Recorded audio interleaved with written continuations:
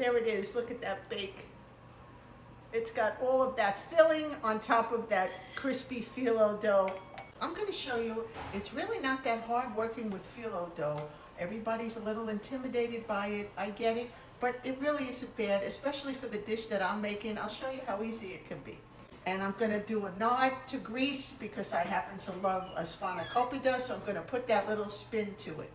I've got a little Pyrex baking dish here that I'm just going to give it a spray of some olive oil on the bottom. Take my filo dough and I'm just going to scrunch it into the tray, just like this. See, you can't go wrong because it's going to crack. That's fine. It's all going to be cooked together and it's going to get all nice and crunchy. So I'm just going to take each of the filo sheets and just crinkle them up just like this until I get to the end. I'll tell you how many I go through.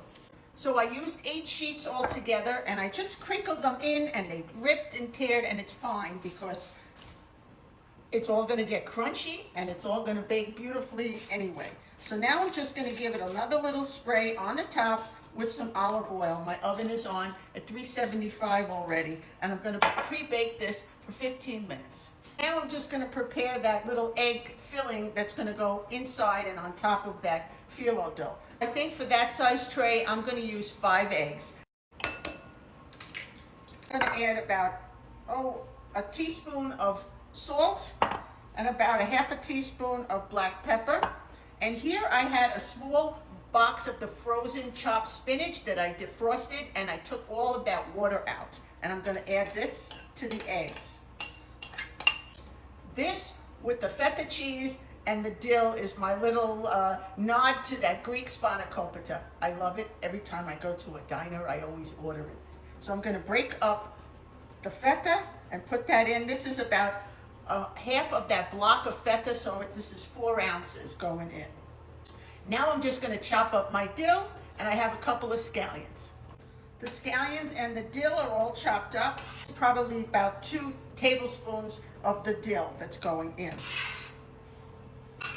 And keeping along that Greek theme, I have some Kalamata olives. These are halved and pitted. I'm just going to give them another little rough chop, and I'm going to add that. Okay, that goes in.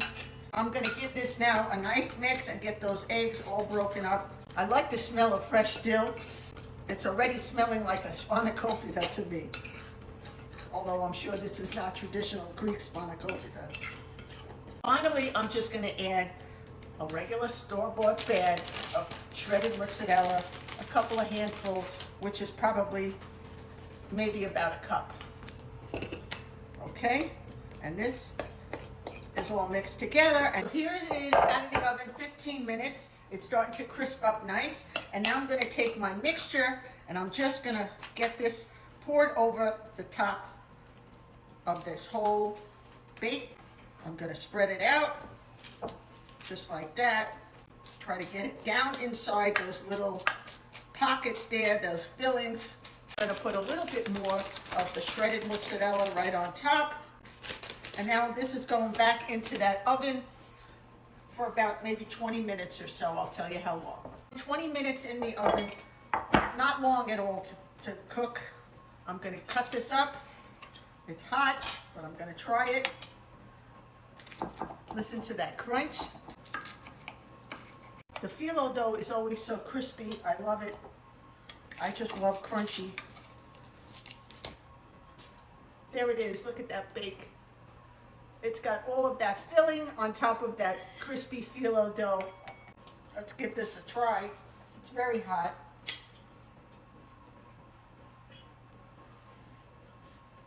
It's so light and crispy. It's got the flavors of that spanakopita. You can taste the brininess of the olives. I love the spinach with the combination of the dill and feta cheese together.